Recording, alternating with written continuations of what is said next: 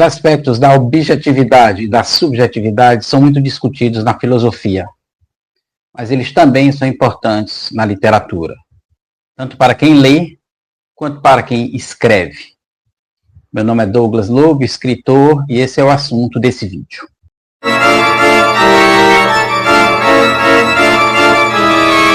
Vamos começar definindo o que é objetividade e subjetividade.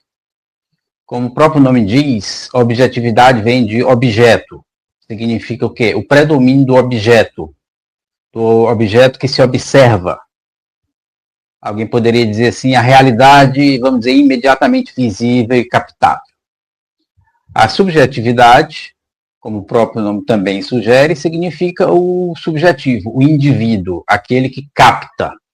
Essas são definições básicas, até mesmo superficiais, eu admito, mas o objetivo desse vídeo aqui não é tratar, vamos dizer, dos conceitos filosóficos, mas do impacto desses dois aspectos na atividade literária e na percepção de leitura. Esse assunto começou a me interessar quando eu li o livro Conversações com Goethe, de Eckermann, que foi o secretário de Goethe nos últimos anos da vida dele, e tem um trecho em que o Goethe critica o excesso de subjetivismo na literatura alemã da época.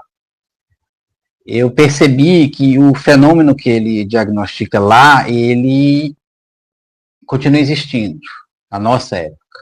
E sem eu conseguir dar um nome, eu percebi que aquilo me incomodava há muito tempo, que é um excesso de subjetivismo na literatura contemporânea.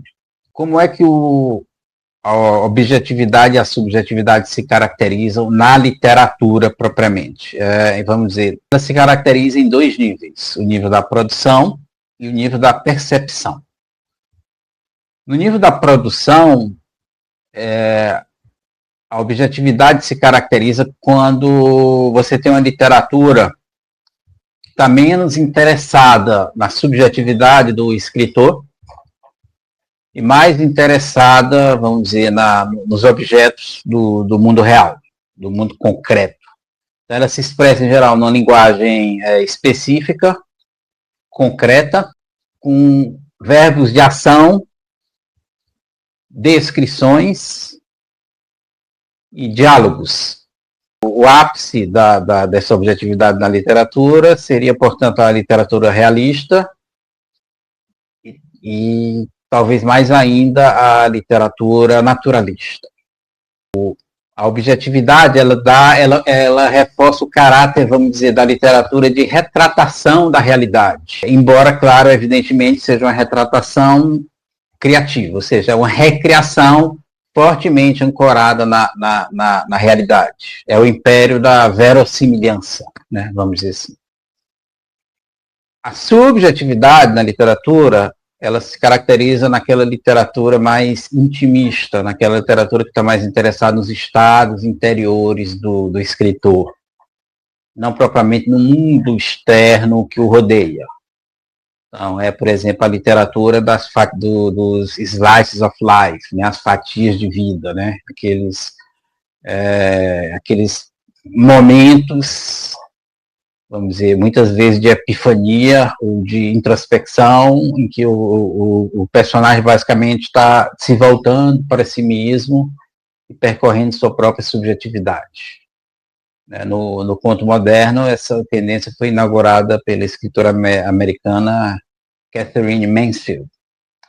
E a escola da Virginia Woolf, a escola da Clarice Lispector, né, aqui no Brasil, esses dois aspectos, ambos são legítimos. Por quê? Porque nós somos objetividade e subjetividade. Né? Nós vivemos no mundo real, nós captamos o mundo real, mas esse mundo real afeta a nossa subjetividade e afeta a nossa percepção. Então, é óbvio que não há literatura 100% objetiva e não há literatura 100% subjetiva. Onde é que começa o problema? O problema começa quando a objetividade é relegada cada vez mais e você passa a ter uma literatura que, sob o pretexto de ser intimista, ela é umbigocêntrica, na verdade. É uma literatura feita por pessoas que não conhecem a realidade, que não se preocupam com a realidade objetiva, que não se preocupa em conhecer a sociedade onde vive, que é basicamente uma literatura de eu vou expressar minhas emoções, né? Vamos dizer assim. Em geral, a literatura que pessoas muito jovens praticam, que elas não têm muita experiência de vida, ou pessoas que por algum motivo tiveram uma vida muito confortável e não conhecem o mundo real, né? Vamos dizer assim. Na leitura, o subjetivismo se caracteriza por aquela apreensão literária totalmente subjetiva. A confusão entre o gosto e a avaliação. Então, a pessoa pega um livro, né? A gente vê muito isso na bolha do TikTok, né? No BookTok. A pessoa pega lá o livro, aí tem um gatilho, alguma coisa que ela não gosta. Aí ela sai dizendo que o livro é ruim. Ou seja, ela confundiu o gosto pessoal dela com a qualidade do livro, que tem um elemento de objetividade. Embora, assim, o julgamento da qualidade de um livro passa naturalmente por um filtro de subjetividade, mas existem elementos objetivos para você avaliar um livro. O crítico literário faz isso. Ele usa elementos objetivos, embora filtrados pela sua personalidade, né, pela sua subjetividade. Mas na confusão atual, em que o subjetivismo predomina, o leitor confunde o gosto pessoal dele com a qualidade objetiva. Isso é como se você fosse para um restaurante, né, chiquérrimo, aí servem caviar, que é um prato nobre, a pessoa não gosta, ela vai dizer que o caviar, que o caviar estava mal feito. Não, o caviar não estava mal feito. Não é do seu gosto, mas ele estava bem feito dentro dos princípios da culinária, vamos dizer, da culinária de alto luxo. E por que aqui isso é ruim? Para mim, os motivos são óbvios. Isso é ruim porque você tem uma literatura que se isola do mundo real, uma literatura que corre um sério risco de não conseguir se comunicar além do escritor e além da panelinha do escritor, porque basicamente o escritor está falando de coisas que por si só não interessam aos outros. Eu até aceito que uma literatura subjetivista, mesmo que exagerada, tenha seu valor quando o escritor consegue se voltar para si mesmo, mas com tanta profundidade que mesmo com o mínimo de referência ao mundo exterior, ele consegue gerar uma identificação nos outros. Ele consegue alcançar aquele nível da alma humana em que a alma humana de um se identifica com a de todos. Isso aí eu aceito. Mas isso é errado. Isso não acontece. O que você tem basicamente é um mergulho na subjetividade superficial, deficiente, e que só fica ali na superfície das coisas, sem elucidar nada de fato sobre a natureza humana, ou sobre a psicologia humana. Isso começa a criar uma tendência também muito complicada, que é o desinteresse pela realidade, né? Você vê hoje escritores brasileiros que não escrevem histórias ambientadas no Brasil, embora eles só conheçam muitas vezes o Brasil, eles nunca saíram do Brasil, mas ele não escreve história ambientada no Brasil, ele escreve história ambientada em Nova York, em Londres, no mundo que ele cria. Ou seja, ele não está falando da realidade objetiva dele, das circunstâncias objetivas em que ele vive, porque alguém convenceu ele, ou ele foi convencido por meio de leituras, que ser escritor essencialmente 100% seu mundo interior, né, que a realidade em torno ela não afeta nem deve ser levada em conta, o que é um erro fatal. Agora, por outro lado, é preciso pontuar que pode acontecer, embora seja raro nos dias de hoje, que o excesso de objetividade seja danoso à literatura. Porque não há literatura 100% objetiva. Mesmo os escritores mais naturalistas, mais realistas, sempre existe ali um filtro de subjetividade. Ah, não, mas eu estou vendo aqui o escritor não tem uma descrição assim quase fotográfica da realidade. Em primeiro lugar, a fotografia tem subjetividade. Em segundo lugar, se você pegar ali tudo, a escolha das palavras, a escolha vocabular, ela não traz uma subjetividade do escritor, ela não quebra uma descrição 100% objetiva da realidade, quando você começar a usar palavras, você pode descrever o mesmo cenário usando palavras completamente diferentes. E com isso, vai existir ali uma subjetividade posta. Por outro lado, né, o escritor não pode descrever tudo, né, diferente da fotografia e do cinema, quando você tira a foto aparece tudo, né, quando você bota a câmera aparece tudo. O escritor, ele seleciona, fatalmente ele seleciona. E nessa seleção já não existe uma subjetividade? Óbvio que existe. Sim, o excesso de objetividade não é problema. O problema, a meu ver, é o excesso de subjetividade na literatura.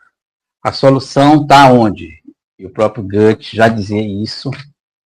A solução está no equilíbrio. Goethe defendia que o escritor deve conhecer a fundo o seu mundo interior, ou seja, a sua subjetividade, para que isso ilumine a sua percepção do mundo exterior. Ou seja, para que isto ilumine a sua percepção da realidade objetiva. Então, Goethe defendia o equilíbrio entre esses dois aspectos, e essa era uma solução que ele dava, que na verdade ele não dava uma solução, mas ele comentava isso e hoje não chega como uma solução. E outra solução que ele dava era que na hora de escolher o assunto sobre o qual iria escrever, ou sobre o qual iria contar uma história, o escritor o fizesse de maneira objetiva, de preferência vindo de algo que ele viu, que ele observou da realidade. E aí ele avaliaria se aquele assunto, objetivamente, ele era válido para um tratamento literário.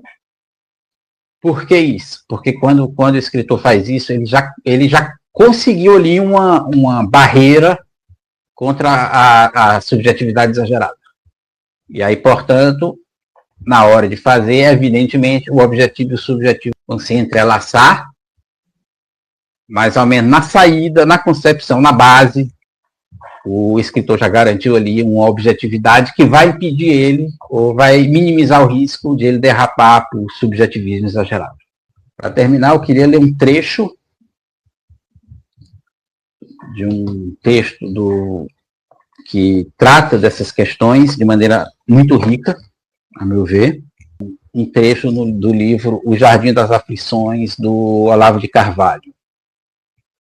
Objetividade é sinceridade projetada no exterior, assim como sinceridade é introjeção dos limites objetivos. E quando ele fala objetividade é sinceridade projetada no exterior, significa que você apreende o objetivo através da sua subjetividade, que o Olavo defendia que fosse sincera, você evitar se auto-enganar.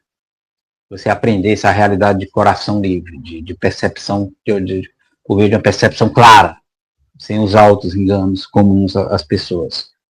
Assim como sinceridade é introjeção dos limites objetivos. Por mais que eu queira aprender a realidade com toda a sinceridade possível, a minha condição humana, ela me limita. E a minha subjetividade me limita. Quem eu sou, de onde eu vim, quais são meus valores. O objetivo e o subjetivo, eles existem entrelaçados, não existe essa divisão. A gente divide para efeitos de raciocínio. Mas como dizia o Goethe, né, o mundo interior ilumina o mundo exterior.